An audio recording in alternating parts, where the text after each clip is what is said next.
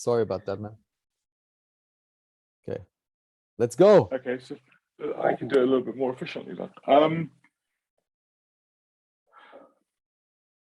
Okay, so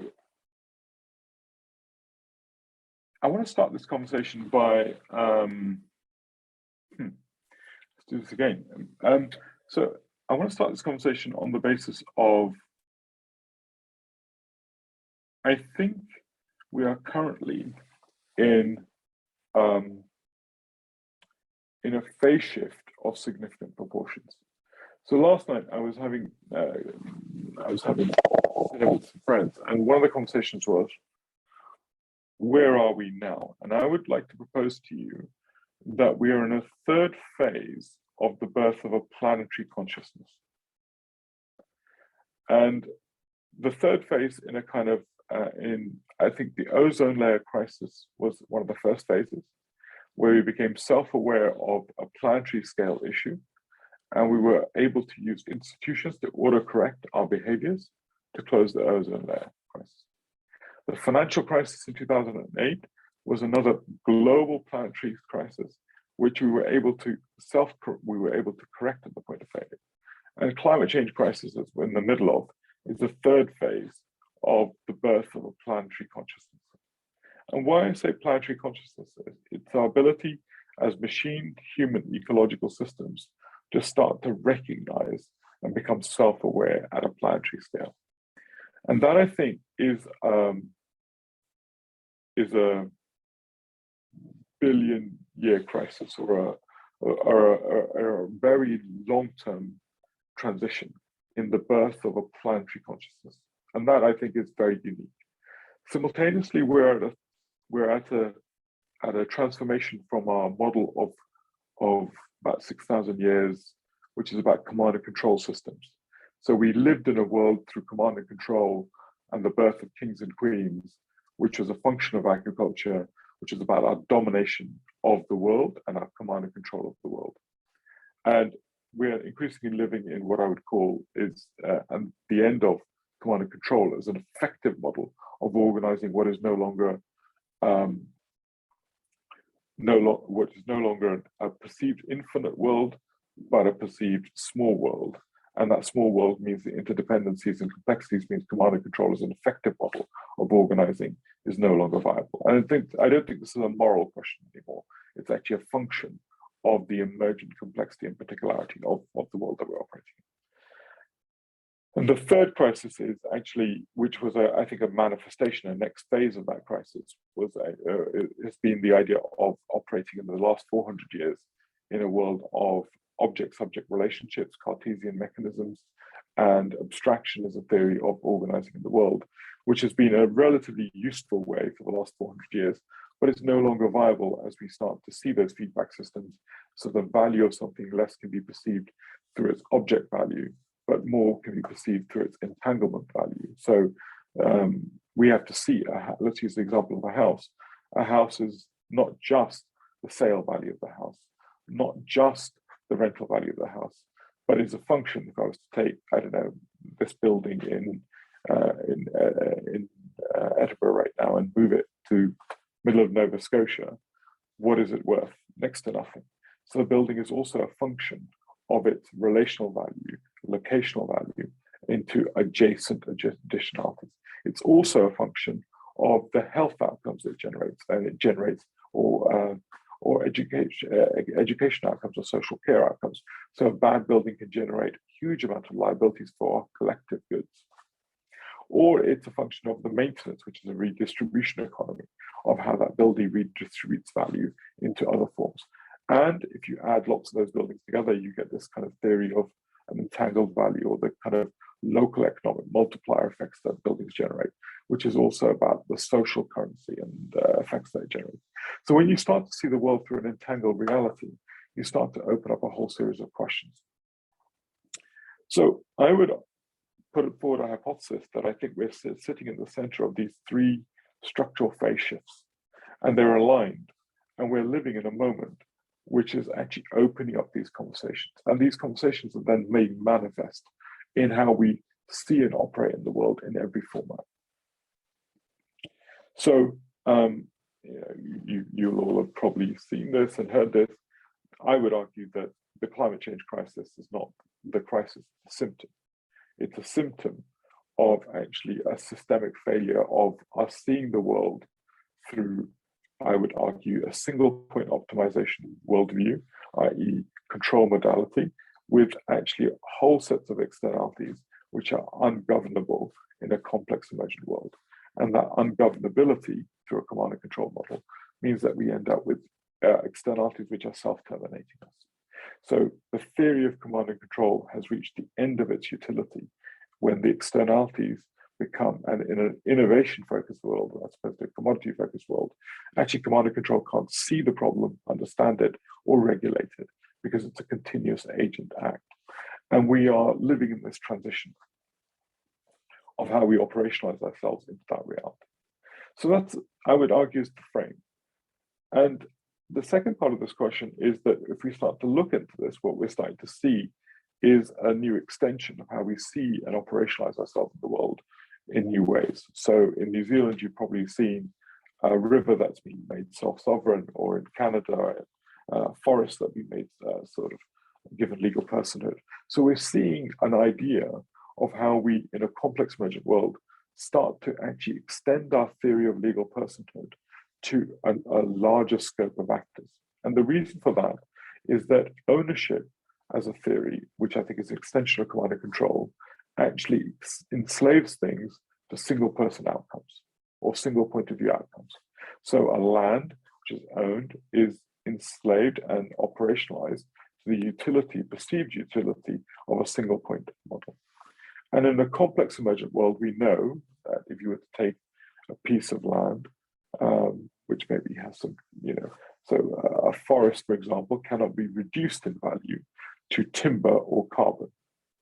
A forest has a multiplicity of values in terms of timber, carbon, but also water purification, microbiomes, health outcomes, a whole multiplicity of outcomes.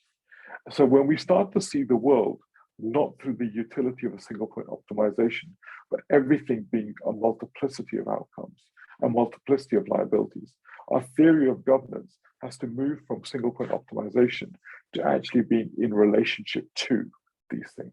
So ownership moving from ownership to being in treaty with, to recognizing these multiple beneficiary outcomes.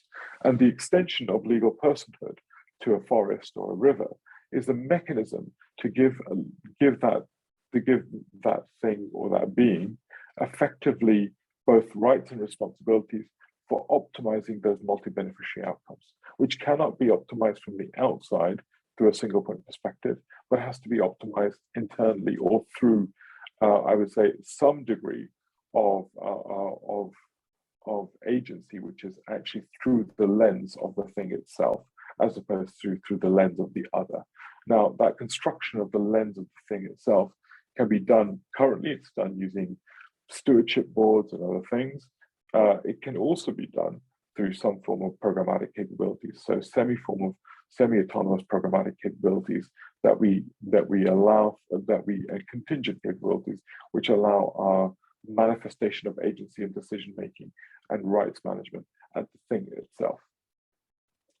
So I think the revolution that we're in the middle of is, as we start to see this big epoch shift, is a shift of seeing everything as a citizen.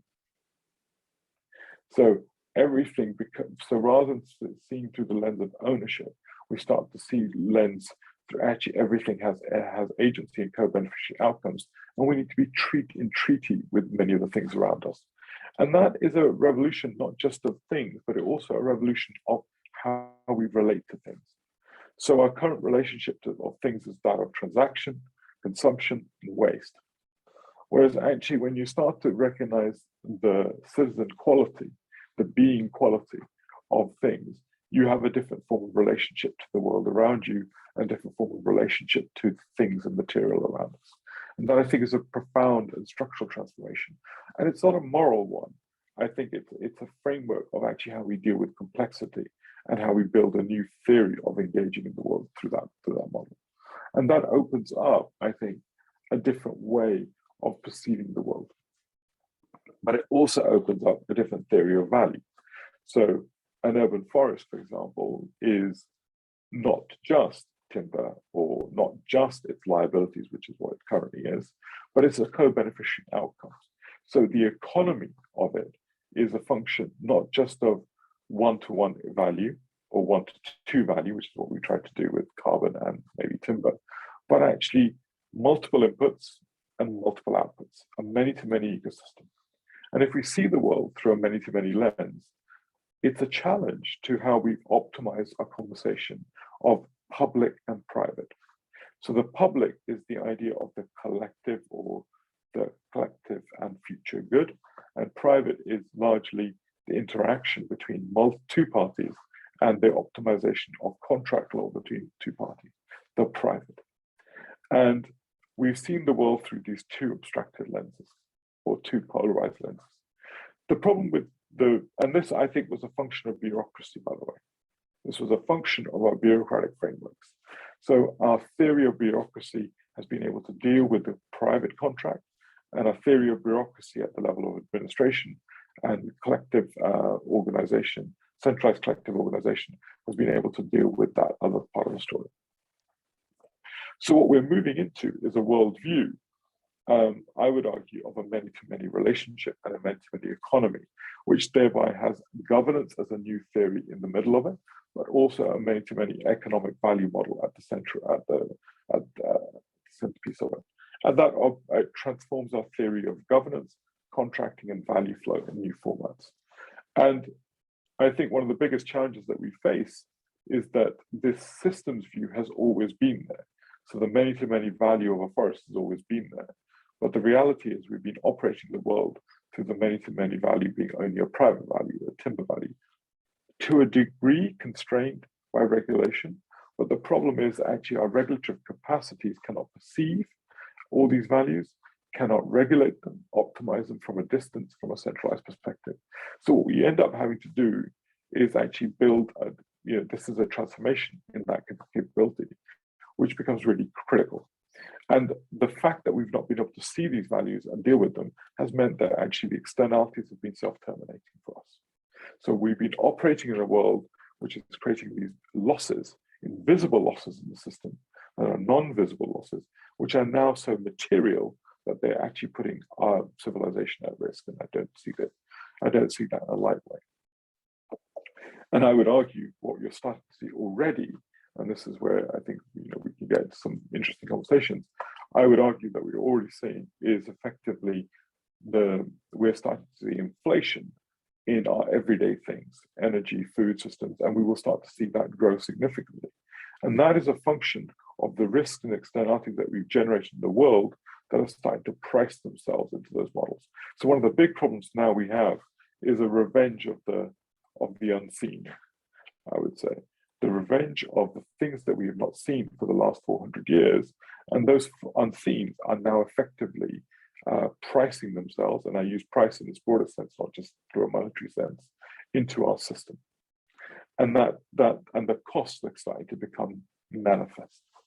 So we are in the midst of this transition. And what this also throws up is that actually in a complex emergent world, the theory of centralized control has reached the end of its limit. So what you, instead of going from control orientation, what you need is learning frameworks.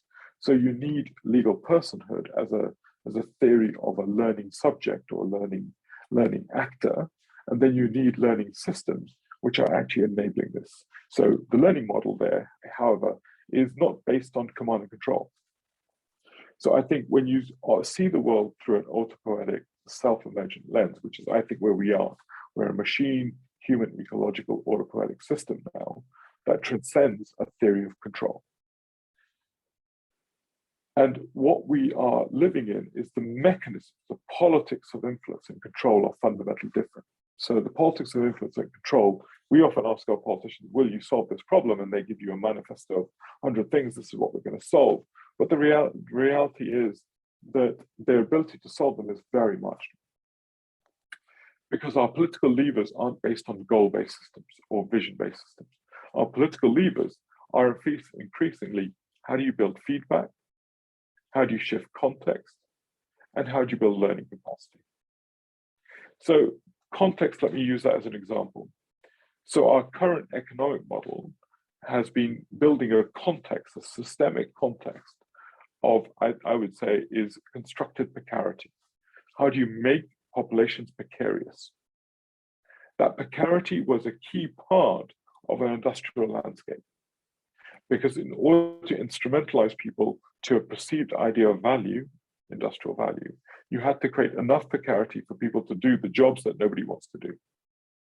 So we have created a system where effectively precarity allows for labor markets to instrumentalize people to do the work that's perceived to be required.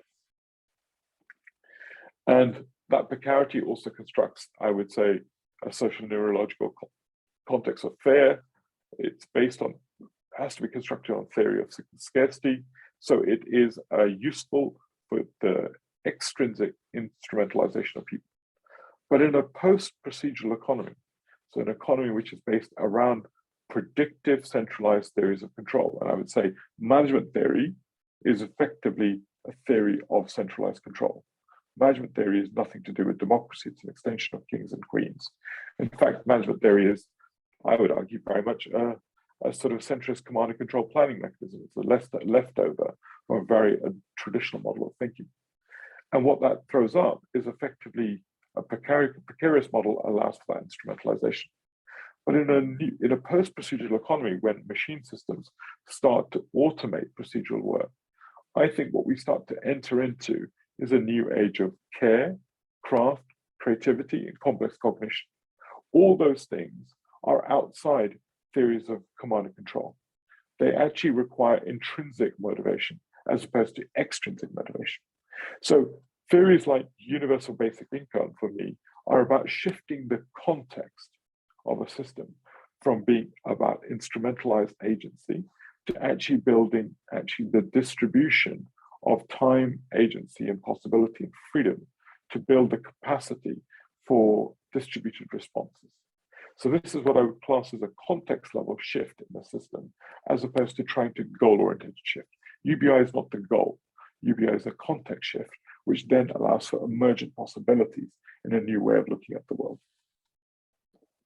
And this to me is an example, and you can have lots of political debates about whether it's a good or bad thing. We'll talk about that in a bit, but it's a mechanism of transition. Feedback is another mechanism. So what information systems and consciousness do you build in the system, and learning modalities, building the learning capacity of the system, the curriculum of development, like a child in a nursery, is another mechanism of actually building that capability.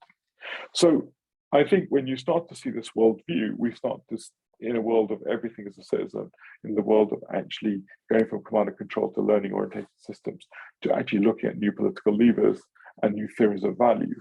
You start to see actually how this is a new metamorphosis into a planetary conscious engine. And I don't mean that in a kind of euphemistic way. I mean that as a functional way of how our financial markets, our resource allocation, logistics infrastructure, our satellite systems, our ecological consciousness of large-scale ecological flows, and our human systems like COP and other things are interacting to start to create these realities. And I think this is a birth challenge of these realities. Now, I also put on the table here, and maybe after this we'll get into conversation, that I think there is an opportunity for this autopoietic planetary system to carry on emerging, and for us to make this structural transformation both in our relationship to ourselves, recognize ourselves through our interdependence, not our objecthood, recognizing our theory of not being procedurally instrumentalized, but actually building the conditions for intrinsic development and intrinsic modalities and learning modalities, our recognition of a many-to-many economy, our recognition of everything being a citizen, and actually a new relationship of care with the world around us. These things are all functions of a breakthrough moment. There is also another scenario that actually, if the scarcity that we're starting to see starts to become significant, I think we will start to see very serious degradation of some of the systems around us, and competition theory and other models start to manifest in quite ugly ways, and scarcity models start to manifest in ugly ways, as we're starting to see, whether it's in Eastern Europe right now, in Bosnia and other places. We're starting to see the birthplaces Brexit. These were all, I would say, are examples of those first generation breakdown moments as well. So I think we are living at this tipping point between these two realities, but both are genuinely in existence right now and genuinely trying to be born in different formats. So maybe the only one of the last point I'll make is that I think what I'm saying, actually, the economy of care or the society of care has existed and has always existed. You know, none of us would be born without the care of our parents. The theories of care have always been the basis on which this financialized system, a thin layer of value has been constructed. And I think what we're starting to see is actually a new model of the fusion of our theories of care and viable models. And I think we have to reimagine us into and a fusion of that with a new plausible model of how we govern and self-govern ourselves into the world, which I think is really critical, because obviously our theory of care is unvalued, unpriced, and has been massively externalizing, whether it's for vast amounts of women across the world, but also for our planetary ecological systems. And I think this reconciliation is really critical, but it's a deep fundamental worldview reconciliation, which challenges all our theories of meritocracy, all our theories of individualism in new formats. Also, I would add is that I'm not apologetic either of this transition. I think we have to go through an idea of community and tribal ideas of value to individual ideas of value to interdependent ideas of value. And I think that journey path is a little bit like going from super mainframe computers to going to PCs, to going to blockchain, which I would argue is a non-public, non-private value function. And so we are in this transition pathway in this process of going through that journey, to put it through that lens. And I think, but it's fundamental. I think it's an epoch level change that changes everything around us. And if we can break through, I think it's extraordinary. A little bit about DM, just to say in that context, what we're very interested in that context is effectively looking at that institutional dark matter. So what does property rights transform to? What do employment contracts transform to? What does organizational theory transform to? What do business models and value models transform to? How do you build economies of care in those relationships, and what does that mean in that framework? How do we transcend, our theories of homo economist, our reductive theories of understanding humans through the selfish gene or homo economist models and the social imaginaries that they've constructed of optimization into different models that recognize a revolution in ourselves and a revolution in the world around us. So I think that's where a lot of our work and our thinking is. We're about 60 people from around the world, not-for-profit, from Vancouver to South Korea, all full-time, from coders to data scientists to lawyers to finance people to designers working in this way, econometrics people as well. So we're looking at how you synthesize those capabilities, start to think about these institutions in new ways. Thomas, sorry about that. That's probably the second time I've given it. I don't know if that was okay in terms of setting up the scene. Oh, beautiful. Now we recorded it. Now you can reuse it 20 more times. So that was worth it. Before we open it, you mentioned the we and the 60 and several times. Could you be more concrete on what it is that you're doing after laying out the broad abstract framework? So some implementation examples of what Dark Matter Labs is working on. Absolutely. So we're working on several things, both first and second horizon. I would say we have horizons in place. So on one aspect, we're working on a self-sovereign house. So how does a house own itself in recognition of those multiple economies, and how does it optimize across those multiple economies? We did the work on the High Line in New York, building.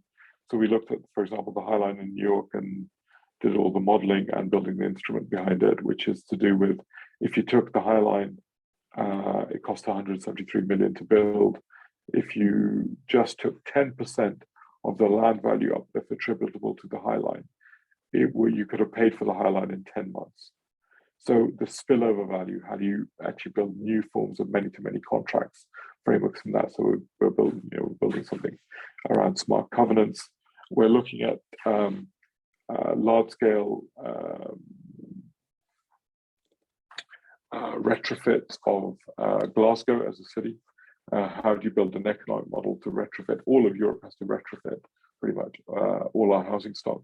How do you build an economic model of a many-to-many economic model that operates at a landscape level so it doesn't create financialization and debt at the individual level, but actually creates it at the city scale? How do we start to create these new landscape level business models, which we're doing, value models and governance models around those centres? So we're working with the City of Glasgow. We're working on urban forests as a many-to-many economy model and governance model around that, which is about not owning trees and not financializing trees, but actually looking at the services and looking at how you value and trade the services, which can't be traded through theories of price on markets, but are actually on shared utility. So you have to build new theory of price on that, multi-price systems and multi-optimizing systems and governance models off the back of that, and new financial instruments which sit at the back end of that. So we're working on distributed QE models with auto-burn capabilities. So we're looking at new models of financing which sit at horizon, not purely crypto economy, but sort of hybrids between crypto and fiat plays in that model. So we're largely building some of those horizon 3 things like free house, all the way through to some of the intermediary instruments with employment contracts, organizational forms. We're doing a lot of work around actually how do you organize in post-centralized control systems? What does that mean? So again, if you look up beyond the rules on our site, Annette Damani has been doing a huge amount of work in DM, talking about and leading a lot of the work there and transforming our pay structures, and all the way from pay not being geared through a management hierarchy to different model, pay not being a reward for the work that you do, but pay being a mechanism to free you up to do the work that you do. So changing those social contracts at a structural level from transactional systems to enabling systems. So yeah, we're working literally on those, on that dark matter of the world around us, and building those alternative instruments. Amazing, thank you. So I know this leaves a lot of room for deep questions, and I could see some nervous faces here and there in our conversation to really dig into that dark matter now. So whoever wants to speak up, has a question, feedback, thoughts, please unmute yourself and ask or direct your feedback towards Indy. Go ahead. I would have a question. Thank you so much for speaking today. That was incredibly interesting, especially your concept of the theory of care, which is unvalued and priced currently, and thereby challenging meritocracy and individualism if we change it and actually try to price in this care aspect. And then you were explaining a bit on how this could change to a communal or a tribunal value creation. I was asking, like, how do you or which rules would you set up for such a society or for such communities, and where do you orientate along to create a base, a rule work for such communities? Yeah, loads of. So one thing I sort of resist is the word community. So I think this is so I'm going to start by picking the language and working my way through. I resist using the word community historically. And the reason is the community creates an in and out group. Who's in the community, who's outside it. And I think one of the big, The only difference between, I think, say, some of the Eastern models is that actually they have a bounded idea of the nation state or civilization as being a single homogeneous idea of a community. And we have the idea of individualism. They're both object-oriented realities. The object may be a collection of people, and the object can be an individual. I think the real transformation is going from not object-oriented, but the relational orientation. So, and I think this is a journey we're on. So one thing I would say is that I think we have to somehow move outside the idea of the thesis of the community as a body object. So the body object is not bounded. And I think that's a really important strategic challenge for us because we're used to thinking through boundary systems. What you do have is a horizons. So from your point of view, there will be a horizon of perspective, but it won't be a bounded model. A bounded model is a mechanism for us to be able to, so we do a lot of, say, systems work. And one of the big things that people say is, let's map the system. And usually the mapping of the system is to construct a godlike view on the world. So you look down and say, wow, that's really complex. But actually, that's not the point of a system. Actually, the system map's point is not to create a godlike view. It's actually to create recognition of our interdependence. So the object in that piece of work is actually the building of consciousnesses as opposed to the point of view. And I think that's a really critical part of one aspect of that story. Now, I think, and again, I'm probably at the edges of where we are right now, but our work is increasingly pointing us to a direction that, so for example, we're creating a model for retrofitting of the city. And the model that we're trying to create is that effectively there is no private debt or private liens on people's assets in the transformation of the city. Very simple reasons for that. One, I think, is that there's a new class of value organizable at landscape level. Secondly, actually, the level of precarity that we have, if we try to drive a lien on people's personal revenues and incomes, I think with food prices, I think we're going to see food prices doubling, energy prices increasing. I don't think any model that starts to situate that is going to work. So what you start to say is, okay, so if we can't make a personal lien and we don't want to, and we don't want to increase precarity, what is our model of doing that? And what we've been looking at is 3 layers of economic value. So one is an offset value. So if we reduce energy costs, we offset them. So no additional cost, but actually we do prevention as an economic model. Okay, that's fine. Or not even prevention, it's offsetting one cost versus another. Then the second value is actually at the outcome value. Health, education, outcome values, which are significant and are usually shared liabilities in some fashion. And the third value is if you put 6.9 billion into an economy, is a local economic multiplier value, which is actually the velocity of money and what that does to effectively the growth of an economy. So what that does is that allows us to talk about value formation in almost a layer that sits abstracted outside the human relationships. So what we're constructing is a model that actually to individuals, 95% of the money can almost be gifted to do the work in a social contract, which is a street level DAO or a street level instrument. And actually the money can be gifted, and as they construct the value, it can be organized at the meta level at a large scale urban or city level value without ever having to create direct instrumentalization at the local level.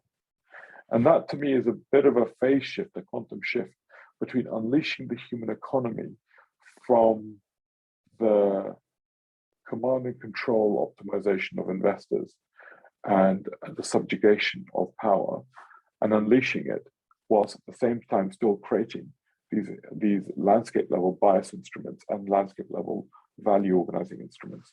So I personally think that we're going to see this two-layer system where the human economy can be detached from simple financial optimization, whilst large-scale landscape level systems, we can capture that value. And that's where a lot of our work is going. And it sounds like, yeah, that's where our work is going. And just to give it some practical reality, this is real conversations that we're having with a city and Scottish government and other things. So you start to see, I think we're in this epoch moment where I think a new human economy and a macro derivatives economy, I would say, because it works at the micro ambient level, organizing, can be constructed machine level systems, can be layer caked around it, but liberating the human economy into a much more economy of care, economy of gifting, economy of actually shared value function in different formats. Thank you very much for your answer on this. That actually sounds like a bit of like the social scoring model, which is in some regions introduced, but in a very good way. Or did I miss something on this aspect? We're not sort of, so the difference is in the social scoring model, you're constructing a model through the perceived idea of what is good and the creditification backwards. And this is why I talk about the learning systems. So you have to be able to actually build the learning capacity of the street, and the street still makes autonomous decisions, which is why the money is gifted to the street, not invested, because actually you trust the autonomy of the system to make the right decisions in the context of feedback and other systems. So actually the real power is not using control models between what is the value engine and the autonomy of the street, because that divergence is a population level thinking model, which allows for actually resilience in the system. So we're not using control theories of investment and outputs and inputs in that relationship to the autonomous, say, street DAO. And that's where I think it deviates from traditional models of social credit systems, which are being deployed in China and other places, which allows for centralized, linear perceptions of good from the top all the way to the down. We're creating structural, that is not a direct linkage, if that makes sense. Yeah, thank you very much. Pleasure.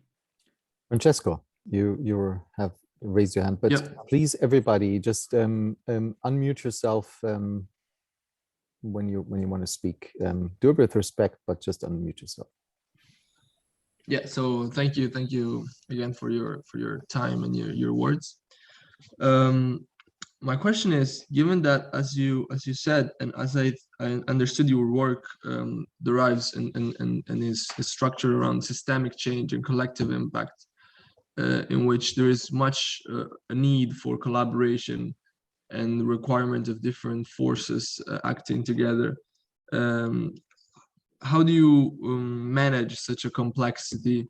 And have you seen in your work, given that you're working on real examples with real companies and real cities and institutions, has there been a strong collaboration for them to move towards this trajectory that you're highlighting, or have you had to push your vision in a way?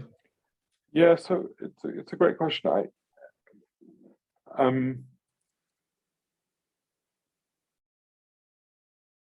I'm not making any of this case as a moral case, right? I'm saying that in an age of complexity, it is an information physics problem that you can't organize in the current way. So if you look at a traditional organization, the CEO has about 7% of understanding of what the complexities are on the ground. And actually, whereas actually most of the value function is going to be at curating and innovating in context. So I think what we're finding is, so this idea of the pyramidical control model actually is detaching ourselves from the value creation which exists in craft in relationship with context. And this is not a moral problem, it's not an ideological problem, it's an informational physics problem. It's informational physics. There's no way to resolve that through layers of command and control. And I think that, for me, makes it an interesting. So we're not having difficulty talking to organizations because they're facing these problems in a day-to-day sense. our structures, whether it's a board carries a huge amount of risk without any capability to either even comprehend it, understand it, see it, and manage it. And when it does, it manages it in terrible ways. So I think what we're seeing is a crisis that's manifest to many people. So everything I'm talking about, we're working with JP Morgan, we're working with loads of people in the system. So this is not a moral crusade in a way, which is, I think there's a morality to what I'm saying, right? There's a morality of reconciliation to vast amounts of damage that we've done. But I think currently this is actually, as I see it, the only viable transformational pathway. And so we're not having challenges about that. I think, and let's put this into context. If you were to price social environmental goods, environmental costs onto the S&P 100, I think the figure is 78% of them are unviable. 78%, not 7.8, 78%, maybe 80% of the S&P 100, if you price social environmental goods and value on it, is not viable. So what we have is a situation fundamentally where our existing system is, I think, facing economic Armageddon. What you're living in is the last days of a world which is non-real. Most our foods, if we're going to live in 1.5 degrees, within 1.5 degrees, we can basically, in our current system, have 2 pieces of clothing a year. 2 pieces. So when people talk about this, I often find we have a myth of the now, which we're not really reconciling with the scale of what we're talking about. If you're eating avocados on toast, enjoy it. Really enjoy it, because I'm not sure it's real. So that's why I suppose I don't see this as we're not seeing it, and maybe that's X, Y, Z. But I'm not seeing this this is not a demand problem. I think this is not people not demanding this. I think this is just, I don't know, I don't even try to sell this. I'm just saying this is just, and if people have got better ideas, it's great, because I get smarter and I would like better ideas. But this is where all of our work is just taking us down a particular route. I can't see another way right now. I don't know, does that make sense? Yeah, just to be please. sure, you mean but when you say it's not real, you mean that it's not, as you well said before, it doesn't take into consideration the what is unseen, what is the negative externalities we are producing. Yeah, it's a persistent ghost of the past. It will not be manifest in the future. Okay. Right, because it just can't be. I mean, if it manifests in the future, it'll manifest to 50 million people, when most of the rest of the human population is no longer alive. There just isn't where we are in the future. Mm-hmm. And I can't see another way. Yeah. And once someone recognizes that complexity that comes with non-linear single value maximization, but the fact that there are so many utilities to take into consideration, it's even hard to imagine how to take all that into account in a no, I hate and make sense of it. But what I would suggest is try not to look at it through a top-down lens. Try not to say, what are the co-beneficiaries of that tree? Can I map them, measure them, understand them? What are the co-beneficiaries of everything around us, right? That will become computationally, humanly impossible. Because that's what we're taking as a management model of trying to control and perceive everything around us and extending it to a systems world. And that's what I meant by the physics informational problem. If you take that view, the system breaks. And this is why we've had reductive abstracting models of systems, where we reduce the value of a tree to timber, because that's informational. It's an informational problem. I think when you start to see, and I think this is where what I meant by machine human ecological consciousness, when you start to recognize the urban forest as another citizen, and then you distribute automated agency and rights and responsibilities to that agent, then it's not my responsibility to see everything about the forest, but actually recognize a new relationship of care and being with that forest. And the automative sort of programmable capacities are then some of the things that we can code into the world around us, which is why I think the machine systems perspective is a critical component of our transformation of bureaucracy and our informational computational capabilities, because they're outside everyday human interaction possibilities. Thank you. Pleasure.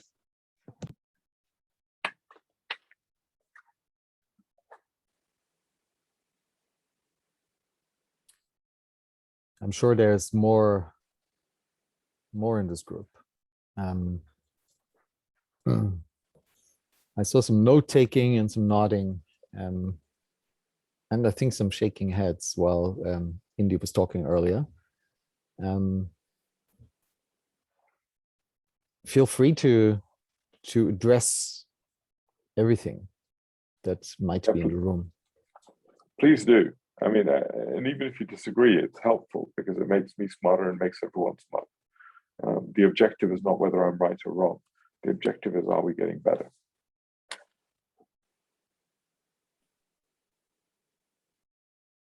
Sorry, can I ask for one more fundamental question to your concept that they tried to map out?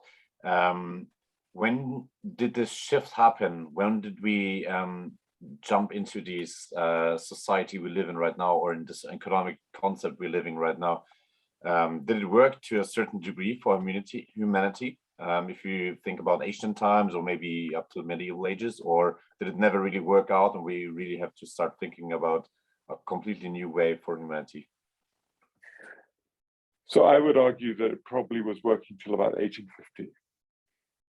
1850 was the first time we started to become conscious of climate change possibilities. And I think the birth of CO2 and our systemic pollution, which has been operating at planetary scale.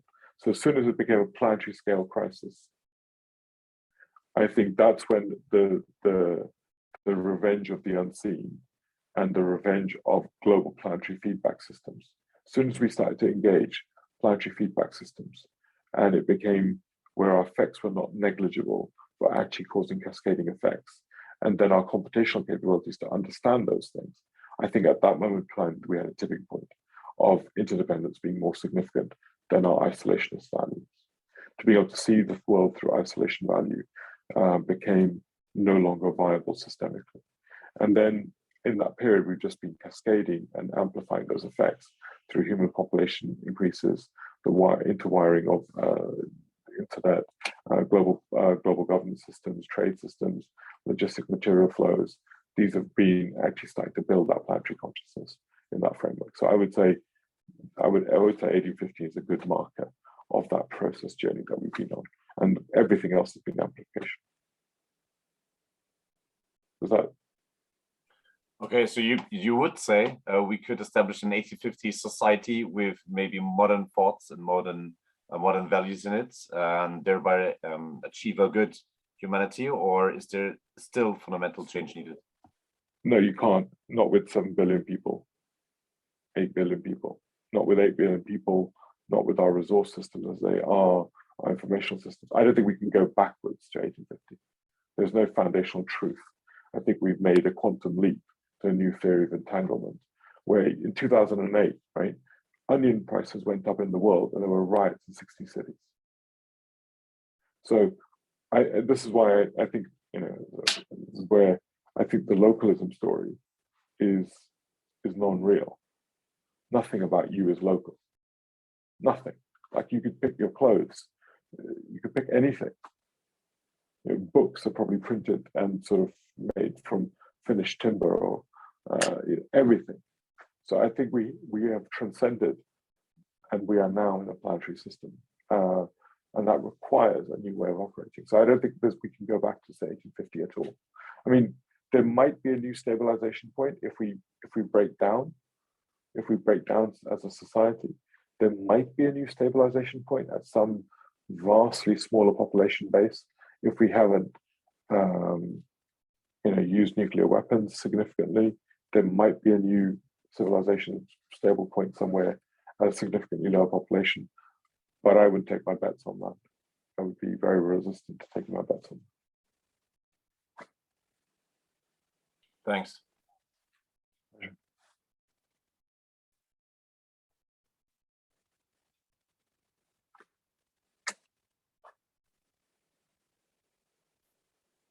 So it feels like that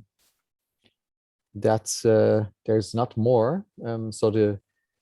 Thank you for Francesco and Frederick for the really good questions. Please, everybody else, now's the time. Unmute yourself. Indy has to pop over to COP to fix some things there. Let's not steal his valuable time unless we really have something really good to discuss.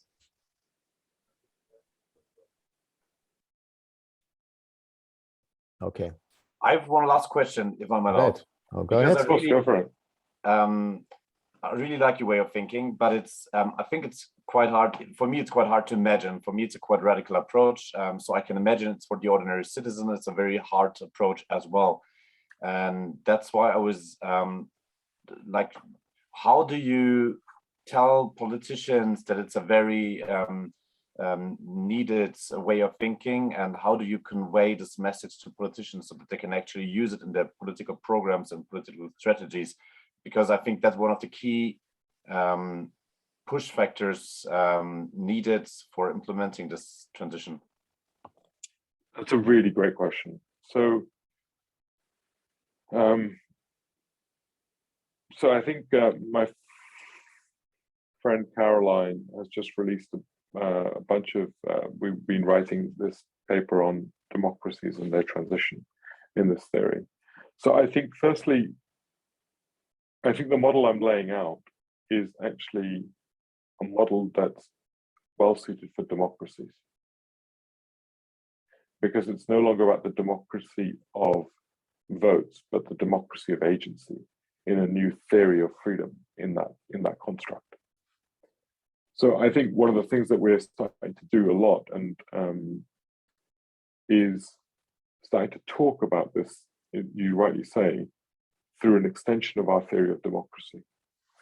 Second thing is, I think one of the big problems that we have is that we ask our politicians to tell us what future they're going to make, rather than actually talking about the levers, the feedback systems, and the context shifts that they need to make to allow for a healthier emergence. And I think that is also about, our opinion-orientated model of society and our opinion-orientated model of democracy. So in a complex emergent world, we've been trying to resolve complexity through the theory of plurality of opinions, and then being able to organize those opinions through some form of, whether it's referendums or whether it's some form of political system, to be able to actually organize complexity in that opinion model, which I think is actually a really poor societal decision-making model, which is, I think, why we're all struggling right now. Because in a complex emergent world, it's not an opinion model which allows it. It's that decentralized agency models, which are really critical, and learning systems, which are really critical. So I think we do require, and so a close friend of both Thomas and I is Thomas Bjorkman. Thomas Bjorkman and I are in the middle of writing a book around this conversation, around a political handbook to how we create a new type of political relationship. So it's as much about actually changing our questions to politicians as it is inviting politicians to set us different visions for the future. Because I think politicians have to recognize that we're operating in a different set of levers. The levers of change are not visions and objects, but these systemic structures. And we have to be more honest in our conversation with citizens around that model. And the one thing I'd say is that at an emotive level, at a political emotive level and linguistic level, at oratory level, what I'm saying is not difficult. And I've said it to citizens in an open public sense, at an emotive level. And I would say it differently. I wouldn't say it the way I said it here. I would talk about the economy of care, our relationship with the world, our relationship with each other. And you can construct this narrative through quite a different framework of narrative. I would construct this talk in a different way. At an emotive level, it resonates. So there is an oratorial possibility in this, definitely, that I've tested. But it does require a different relationship between our theory of politics and our practice of how politics is constructed, and even the role of media. So one of the big things that we have is our current algorithms and engines of opinion are focused on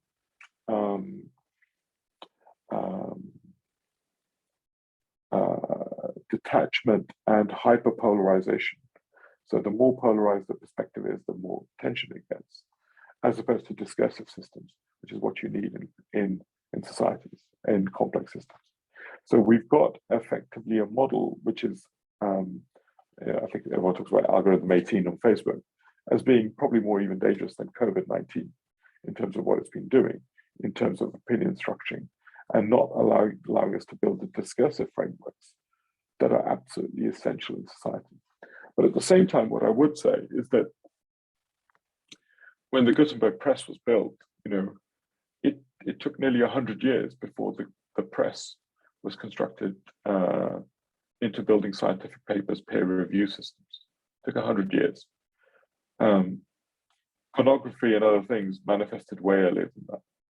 So our utilization of technologies for lowest order functions tends to be tends to be a pathway of development that we tend to follow. And slowly we start to build the capabilities to actually build different response frames. So I also have a lens of us being able to understand this problem and be able to optimize it. So I think how we make societal discursive frameworks and build actually the learning frameworks of us, all of society, means that actually there's loads of things that open up. I don't know about you, but over the last 2 to 3 years, I've realized every time, when you see a Twitter thread, say, what an arsehole, and you want to make a comment, you say, that's the moment where I don't intervene anymore. I do not make comments on what are attention absorbing systems, which are trying to galvanize visibility around opinion. So I think it requires us to become much more self-authoring and self-controlled, and also how we situate debates, how we situate these things. I mean, it was intentional why I said, I would like your opinion because it will make everything better. Nothing I'm telling you is the truth. I don't believe in truths. I think what society, science, the scientific method is not a truth dividing engine. It's a mechanism to hold uncertainty. The scientific method allows us to hold uncertainty as a society. So every momentary truth is recognized to be that momentary truth, which can be challenged, iterated, and evoked, right? Newtonian physics, quantum physics, these are evolutionary pathways. They're not truths. They're momentary agreements of the best possible conjecture on reality, waiting to be disrupted. And I think this is where we have to hold ourselves and our debates and our conversations in fundamentally different ways to deal with these stories as well. I hope that helps. Yes, thank you so much. Pleasure. Francesco. Yeah, this is following up to what you said regarding the relationship with politics and the fact that they should be agent of our, in a principal agent relationship, they should be agent of our population instead of us demanding them to know what to do. But I'm not. I don't think I said that. I don't want them to be agents for us. I'm not asking for politicians. I'm not asking for politicians to be representatives of us, because I think once you get into a representational problem, you get into the same informational problem of management, right? This is where I think we've gone wrong. Mm-hmm. Is politicians being representatives of my opinion? That's a terrible idea. Politicians have to be representative or agents of our collective needs or collective ideas or collective necessities. And in the fact, I would say their tools are different. So their tools in advancing that collective idea is not goals, missions, but levers, contexts, and feedbacks and learning systems. And those are different modalities of influence at our shared level, which I think becomes really critical. And those are, so just, I would just want to nuance that I think part of the problem is being that we've reduced them to being representatives of our opinion, which I think is deeply problematic. Okay, so I mean, how would you see that how would you think that the collective needs could be determined for them to act on them? I think, yeah. So I, like I sort of said, I think it's not. So there's two things. One, actually, change has to be done through a theory of, and this is, I think, one of the big challenges that we face. So COVID responses had very little traditional democratic oversight. We had large-scale responses. I think we have to talk about that response model is, I think, is not about the perfect solution. It's about solution and iteration in an open, documented, transparent way, and continuously learning and continuously taking feedback and self-correcting. So I think our modality of shared transformation doesn't become about representation and the perfect institution, but it's the integrity of how we learn, integrity how we absorb feedback, and the integrity of implementation of that learning in a continuous cycle. And I think that is where the integrity emerges. So governance becomes about the integrity of that system as opposed to the control or the instruction of that system, which I think is a really interesting and challenging issue because of how we constructed our power relations.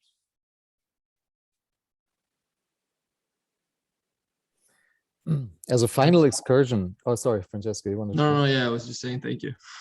Okay. As a final excursion, I would like to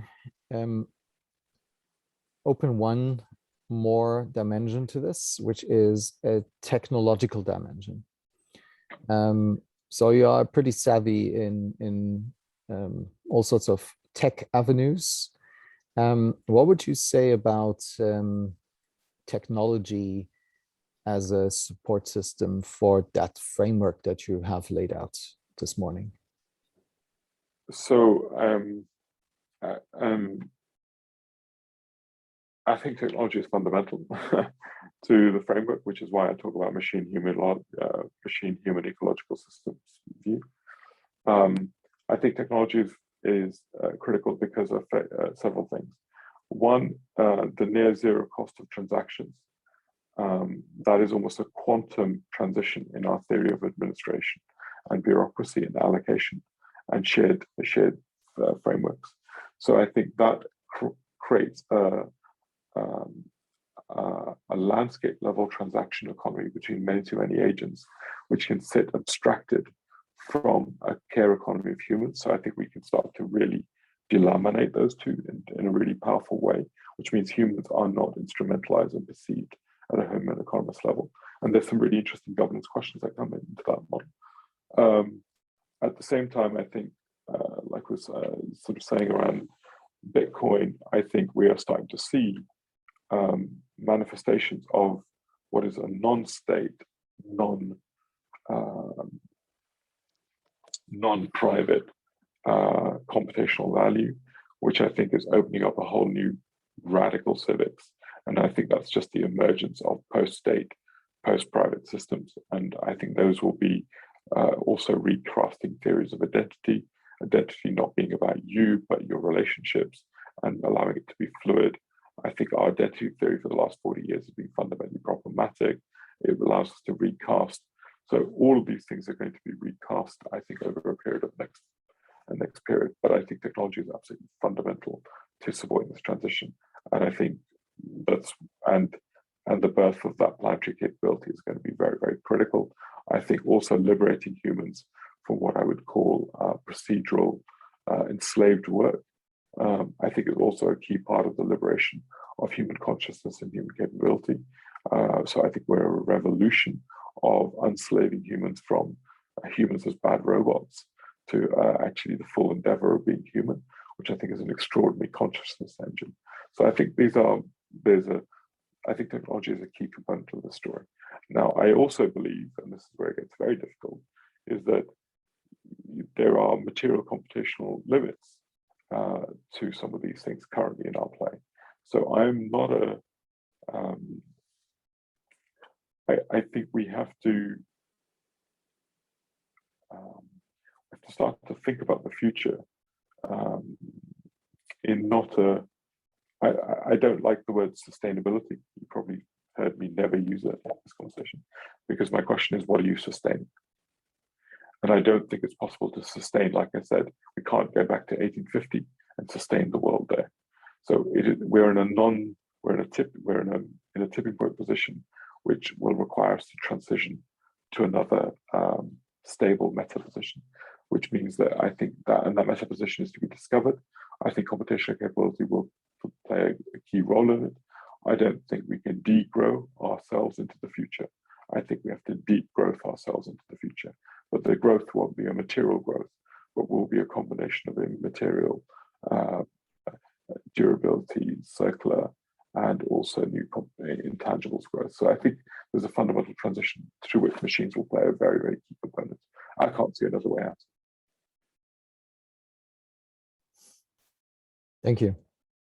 Is that related to Tyson Juncker-Porter's idea of growth as a function of increase of connections? I can't claim to read and understood the work, but yes, I think growth will be a function of the multiplicity of those connections and to multiple forms of those connections. And I think currently our GDP is linked largely to material relationships. And I think we have to expand our theory of relationships. And thereby, this is why I dislike the word like degrowth, because degrowth constructs a language and a taxonomy, not how it's meant, but what it constructs is a language of zero-sum gains. And as in a zero-sum world, as Interstellar, I think if I quote Interstellar badly, we will end up fighting for our place in the dirt, because all it remains is who owns which dirt. Whereas actually, we will lose our capacity to see ourselves in the stars. And so I think it's really clear that linguistics and taxonomies play a critical role. I don't intellectually disagree with the degrowth, but taxonologically I disagree with it, because I don't think it's about degrowing us as a civilization. I think it's embracing a new theory of value, which actually, as you rightly say, is about our relationship with everything at a much higher level and a planetary capability around. Yes. Cool, man. Thank you. So if there's nothing else in the room, then yeah, I have the last question. Maybe. Nicolo.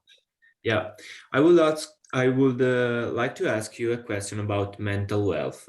Could you specify if there are any dimension on which to act in order to build a better mental wealth? Sorry, thank you. Thank you. So you may have seen some of our articles on theories of mental wealth, and so I think this goes back to what I was saying earlier about our mental wealth, and I use that term in a particular way, which is that to say that it's a full stack problem, which is why I think the transition that we need is a full stack transition to be able to deal with. So our economic model creates financial precarity. Financial stress on people reduces IQ points by about 13 to 14 points. So you put somebody into financial stress, their cognitive function declines. If you then you also change the nature of the decisions they make. So in economic recessions, people buy more chocolate, they buy fast fashion, and they get their nails done, their hair done. And the reason is what they're doing is actually buying psychological fixes to their emotional stress. So, and it's short-term psychological fixes. So when you put a system, and I mean this, we have to, and I have to say, I want to clarify, everything I'm saying is about population level biases. I'm not talking about individuals. I'm talking about what happens at a population level bias. This is often conflated. And all individuals are different. They operate through an intersectional capability, but population biases are different. And so what we have as a population level is effectively cognitive suppression. We also have a fundamental shift, which is actually about the nature of short-term optimization, which is why those with inherited wealth actually are able to always make larger scales of money, because at every downturn, they consolidate wealth and they're able to think over a 100-year cycle or even longer. Then what you have is food systems. So we're currently in a moment where our nutrition system, for example, our food system is massively declining in its nutrition quality. So what we're seeing is cognitive stumping is going to be a big issue. So, and that disproportionately affects those with from the poorest backgrounds.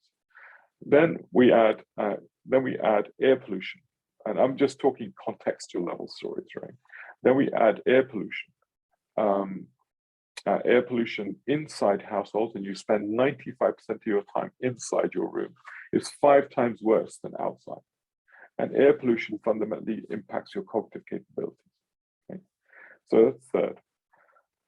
Then if you carry on adding, so what we've got is, as a result of financial precarity, you look at the amount of induced trauma in families.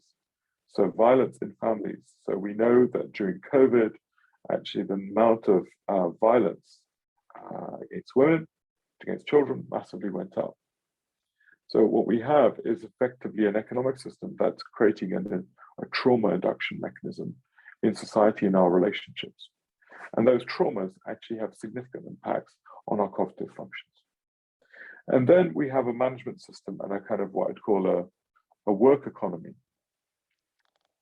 which is an extension of slavery. You give up your rights to free speech, give up your rights of freedom in exchange for money, and you spend most of your life doing it. So if you were to proportion your idea of slavery not through, if you were to proportion it through time, I think there are probably many, many more people enslaved now than there ever have been. We're just enslaved through a different theory of production in different formats.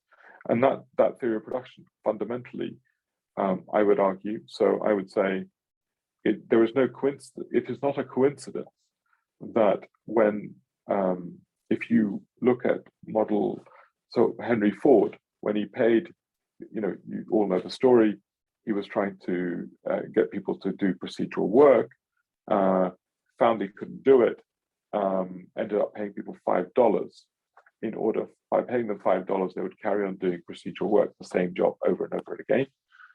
Now, that $5 then built the consumer economy. So people offset their purpose in the work that they do and exchanged it for what they bought. So we buy our purpose in the world as opposed to make our purpose in the world. And that, I think, has been that most of our buying is actually fixing psychological traumas that are constructed in our theory of work and production. So then I can go to informational theory perspective. So if you look at how we've created a world of attention systems. So our urban environment is constantly talking about, we constantly talk about cappuccino culture and the love. Actually, in complex, emergent, deep work, reflective environments are the biggest things. So we know open plan workplaces, open plan co-work spaces are terrible for deep work. So we've destroyed our capacity for deep work. We've destroyed some of those systemic functions around that. Now, why I bring all this up is that if you look at a future economy, which is, I would argue, is built on care, complex cognition, craft, creativity, actually we need a fundamental different theory of human thriving. And our health models, our mental health models are only predicated at best on recognizing failure, recognizing some treatment to that failure, but certainly not systemic prevention, and certainly not unlocking what I would argue is the mental thriving of all of society, which I think is the actual structural capability. And by mental, I mean the embodied cognitive capability, embodied health of our cognitive capabilities, because we know that if our gut is unwell, our cognitive performance also declines. So the theory of our mental wealth is not a mind story; it's actually a whole embodied cognition story. And I think that is a big revolution, because unless we can, if the 19th century was about actually unlocking our predictable physical health, sewer systems and other things, I think the 21st century is about unlocking our embodied cognitive emotional capabilities. And if we can do that, I think we genuinely are into a revolution future. Thank you. Thanks so much. Pleasure. Thank you, Indy. It's hard to let go, but you have some important work to do. So we let you go, and thank you so much for your time. It's highly, highly appreciated. And we'll take time to reflect and make sense of everything you said. Thank you, Thomas. Thank you for the invitation. Thank you to everyone here for taking your time to listen. And yeah, like I say, I look forward to any contributions, and they are really important to me. They make us all smarter. So thank you very much for the time, all of you, in being part of this. Thank you. Thank you. Thank you. Ciao. Thank you. Thank you. Okay. So let's take 10 minutes to breathe, to let that sink a little, and then we meet again at the hour. Does that make sense? Any objections? No, I wouldn't have guessed so. All right. See you in 10 minutes. Ciao.